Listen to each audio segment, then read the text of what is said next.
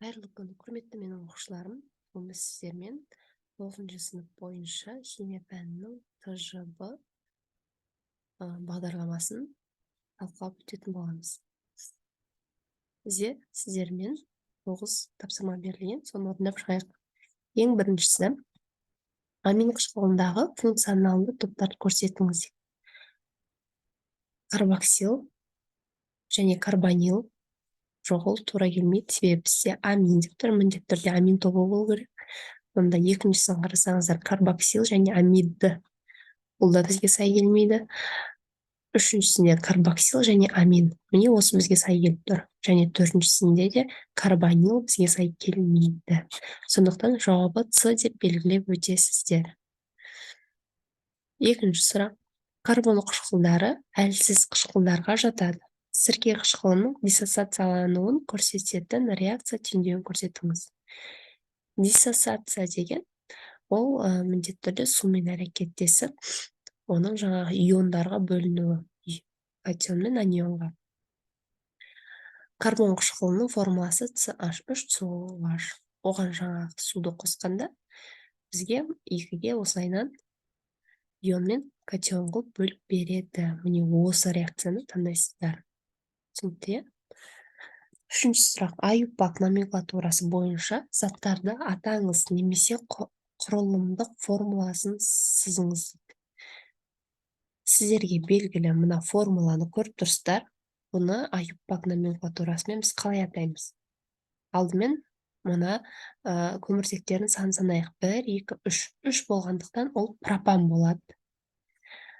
Оған нумерация қоясыздар. 1, 2, 3 деп. Екінші орында сіздерде метильная группа тұр. Түсінесіздер ме? Сонда метильная группа көргендіктен мына екінші. Сонда 2 метил, 1, 2, 3 болғандықтан пропан болады. Түсінікті?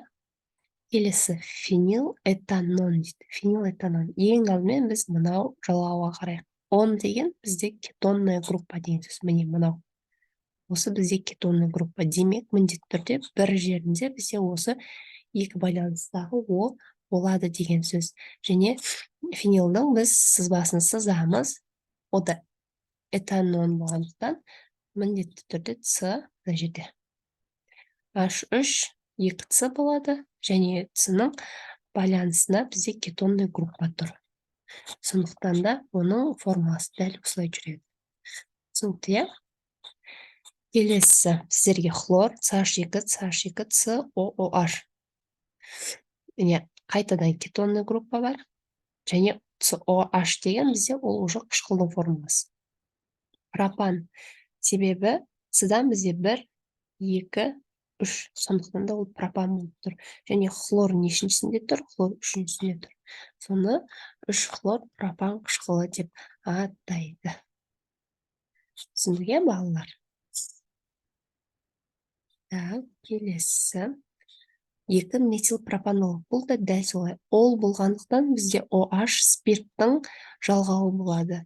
Ол қай жерде тұр? Ол номер 2-де тұр. Міне 1, 2, 3. Мына жерде С бар деп елесесіздер.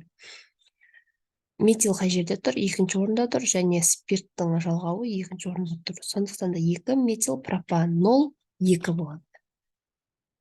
Міне формуласы. Түсінікті?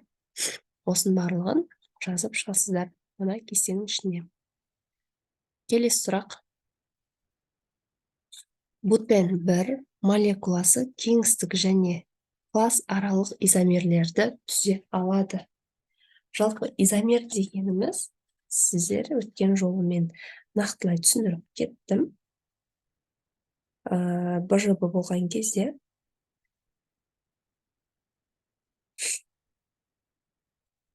осы бутеннің, міне бутеннің формасын жазамыз. Қаншама көміртектің саны және қаншама сутектің саны бар, соншама сіздерде не болады? Басқа формулада жазылған изомерлер болады. Изомер деген демек формуласы басқа, құрылымдық формуласы басқаша жүреді. Бірақ оның көміртек пен сутектің саны бір болады. Біз соны изомер дейміз. Ол жаңағы класс аралық кеңістік болып бөліне береді. Ең алдымен кеңістіктің бізде міне екі түрі жаздық: цис екі бутен және транс екі бутен. Оның айырмашылығы неде? Цисте мынау метилный группа тұр ғой, алдарыңызда мына. Осы екеуі бір жоғарғы жақта бірге тұр. Сондықтан да ол цис болады. Және нешінші орында тұр? Екінші орында тұр. Түсінікті, иә? Екеу ол. Цис екі, бір, екі. Бутен. Себебі төрт көміртектің орны бар. Міне бутеннің формасы көрсетіліп қойды. Ал транс деген ол біреуі үстінде, біреуі астында. Екеуі екі жақта. Бірақ ол да екеу.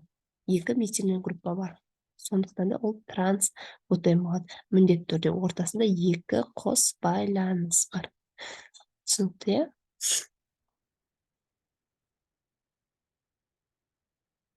Так, кеттік ары қарай тағы да бір изомері деп біз циклобутанды алып отырмыз. Бұл циклобутанның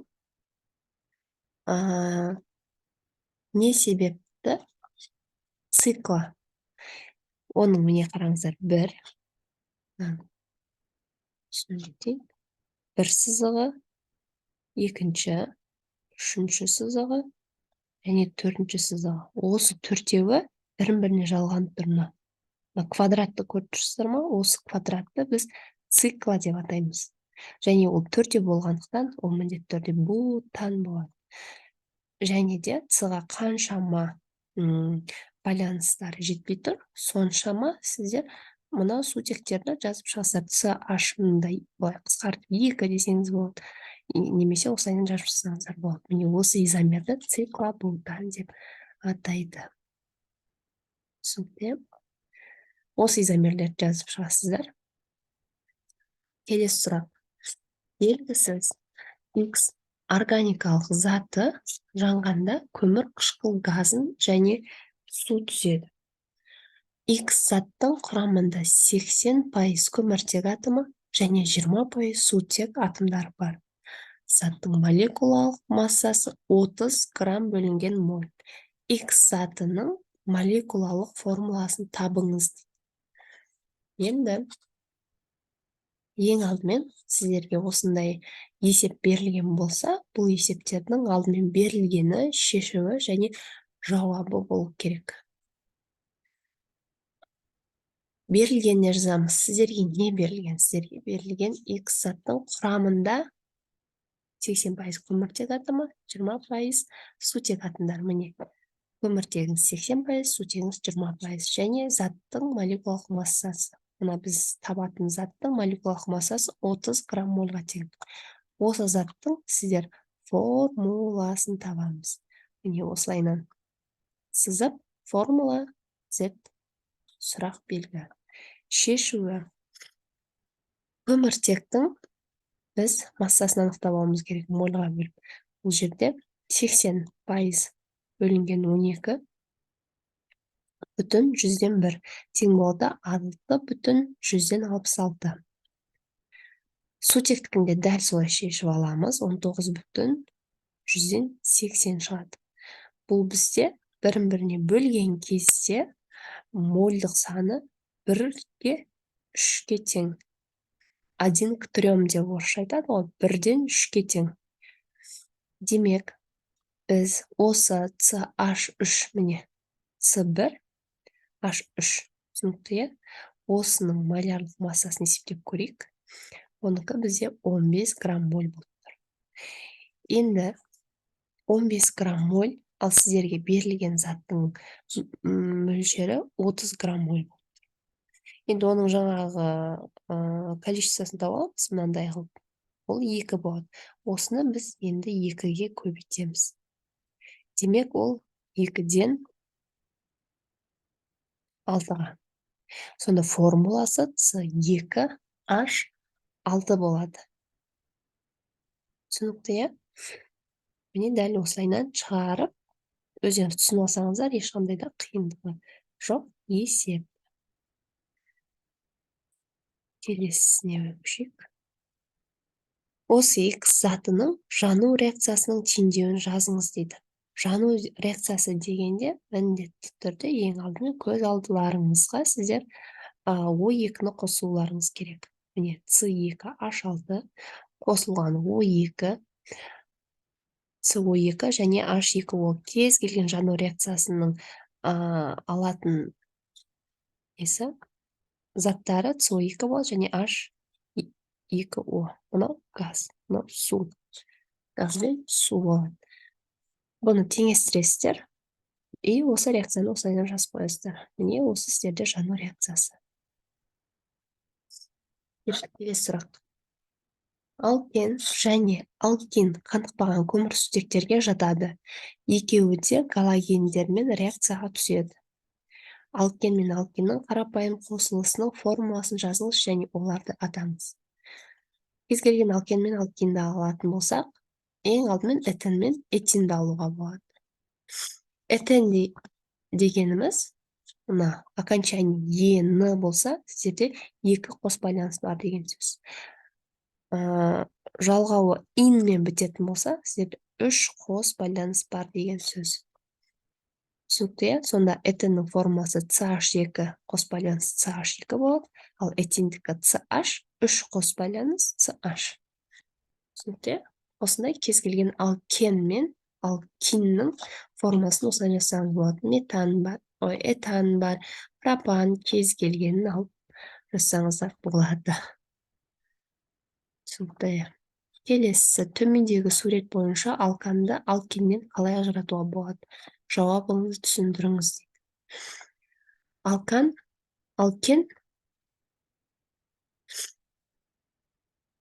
және алкан. Бірінші суретте алкен болып тұр. Алкен бром суын немесе калий перманганатын қоссаңыз, сіздерде ол түссізденеді. Сары түсіңіз, мұнда түссіз болып тұр. Осыдан біз бұны алкен екенін білеміз. Ал алкан ешқандай да өзгеріске ұшырамайды. Түсінікті? Келесі сұрақ. Кез келген алкан мен алкиннің бром суымен әрекеттесу реакция теңдеулерін жазыңыз. Жаңағы алкен мен алкинді алсақ, не оны бром суы деген бром 2 қоссаңыздар, осылай реакциялар шығады. Екеуі де бромды өзіне тартып алады. Сонда 1, 2 дибром этен болады. Түсінікті?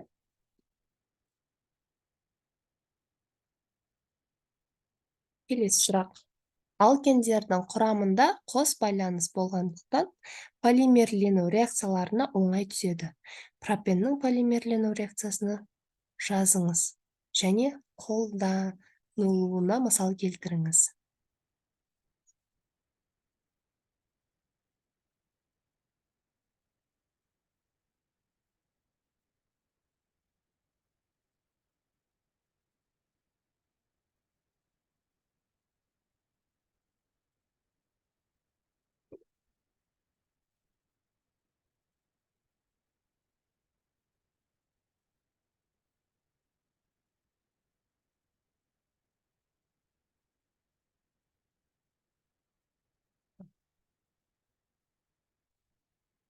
Мұнда сіздерде реакция теңдеуін жазайық. Алкендердің құрамында қос байланыс болғандықтан полимерлену оңайға түседі. Себебі сигмаға қарағанда пи байланысы үзілуіне өте оңай. Ол өте тез үзіледі. Сондықтан да оған полимерлену оңай болады. Мына суретте көріп тұрған формуланы жазасыздар.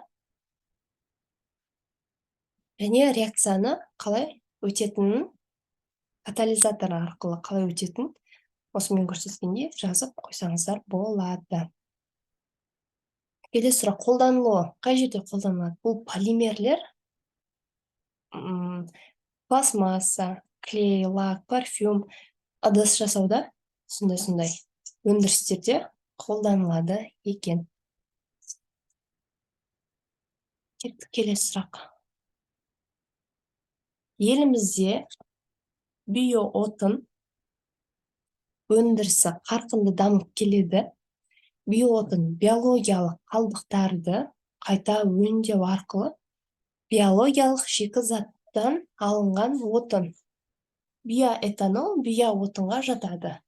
Төмендегі суретке қарап, биотонның артықшылықтары мен кемшіліктерін сипаттаңыз. Биотон не дейді? Биоэтанолдың алу жолын реакция теңдеуі арқылы көрсетіңіз. Міне суретте көрсетілген биоотын, биоэтанол. Осы жерде көрсетілген өндірістің артықшылығы мен кемшіліктерін біз қалай түсіндіреміз? Сіздерге міне жазып қойдым. Артықшылығы: қоршаған ортаға өз көміртек бөлінеді, аз көміртек бөлінеді, жану өнімі СО2 және су болады. Жаңа айтып өткендей, кез келген жану реакциясынан СО2 газ мен су бөлініп шығады. Және бұл сарқылмайды. Түсінікте? Осы қасиеттерін артықшылықтарына жатқызамыз. Ал кемшіліктеріне қараса, алу үшін өте көп энергия қажет етеді, және де жылу беруі төмен. Сондықтан да бұл бізге кемшіліктеріне жатады екен. Келесі сұрақ: этанолды зертханада гидратация әдісі арқылы алады. Реакция теңдеуін жазыңыз. Этанолды неден алады? Ол ең алдымен этаннен алады. С2H2 және оған суды қосамыз.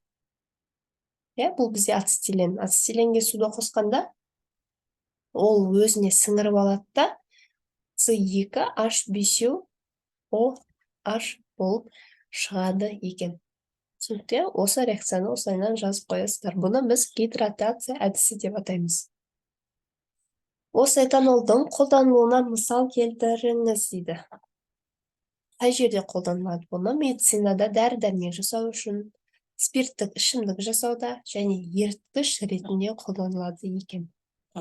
Растворитель деп айтып жатамыз ғой, не? Сол заттарда қолданылады. Келесі сұрақ: нәруыз адам ағзасына аса қажет қоректік зат. Нәруіздің қызметі қандай? Сіздердің кітаптарыңызда бұл өте нақ жазылған. Нәруіз организмнің, ағзаның тіршілігінде олардың құрылысы, дамуы мен зат алмасуына қатысу арқылы әртүрлі және өте маңызды қызмет атқарады. Сонда обмен веществ деп айтып жатады ғой. Соны зат алмасуы қатысуына көп өзінің қызметін атқарады екен. Осы біздің нәруіздің ағзасына тигізер ең пайдасы. Осы нәруізға бай тағам түрлеріне 3 мысал келтіріңіз. Нәруіз ең алдымен ақуыз нәруіз деп жатамыз ғой. Оны сіздер жұмыртқадан көре аласыздар. Және жаңғақ, бұршақ, ет секілді тағамдардан да табуға болады. Осымен біздің сабағымыз аяқталды. TŽБ-ны жоғары бал алады деген үміттемін. Менің сіздерге жауаптарым, каналым ұнаса, міндетті түрде подписаться батырмасын басып, қолдап кетуді ұмытпаңыздар. Қош, сау болыңыздар. Пока-пока.